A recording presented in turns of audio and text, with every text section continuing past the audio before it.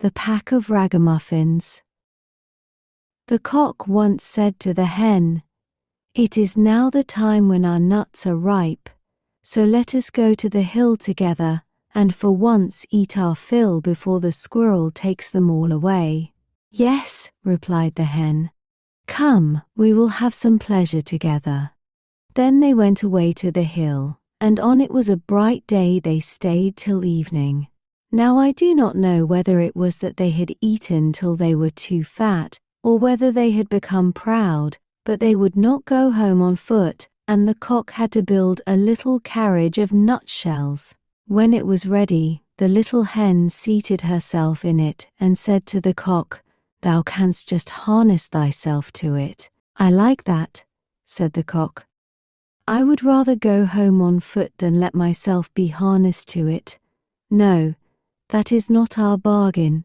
I do not mind being coachman and sitting on the box, but drag it myself I will not." As they were thus disputing, a duck quacked to them, "You thieving folks, who bade you go to my nut hill? Well, you shall suffer for it," and ran with open beak at the cock. But the cock also was not idle, and fell boldly on the duck, and at last wounded her so with his spurs that she also begged for mercy, and willingly let herself be harnessed to the carriage as a punishment. The little cock now seated himself on the box and was coachman, and thereupon they went off in a gallop, with "Duck, go as fast as thou canst." When they had driven a part of the way they met 2 foot passengers, a pin and a needle. They cried, "Stop! Stop!" and said that it would soon be as dark as pitch, and then they could not go a step further, and that it was so dirty on the road, and asked if they could not get into the carriage for a while. They had been at the tailor's public house by the gate, and had stayed too long over the beer. As they were thin people, who did not take up much room, the cock let them both get in. But they had to promise him and his little hen not to step on their feet. Late in the evening they came to an inn, and as they did not like to go further by night, and as the duck also was not strong on her feet, and fell from one side to the other, they went in. The host at first made many objections. His house was already full.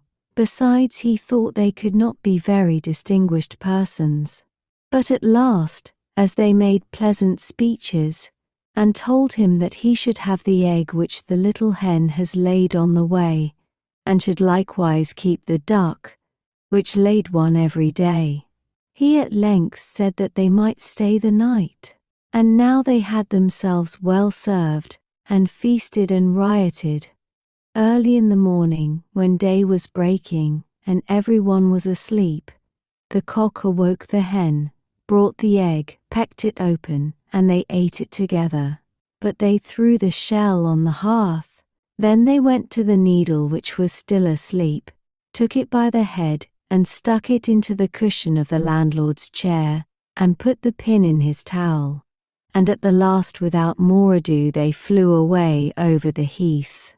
The duck, who liked to sleep in the open air, and had stayed in the yard, heard them going away, made herself merry, and found a stream, down which she swam, which was a much quicker way of travelling than being harnessed to a carriage. The host did not get out of bed for 2 hours after this. He washed himself and wanted to dry himself.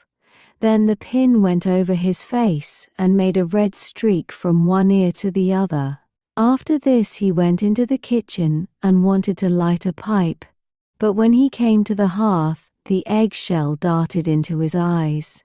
"This morning everything attacks my head," said he, and angrily sat down on his grandfather's chair. But he quickly started up again and cried, "Woe is me!" for the needle had pricked him still worse than the pin, and not in the head.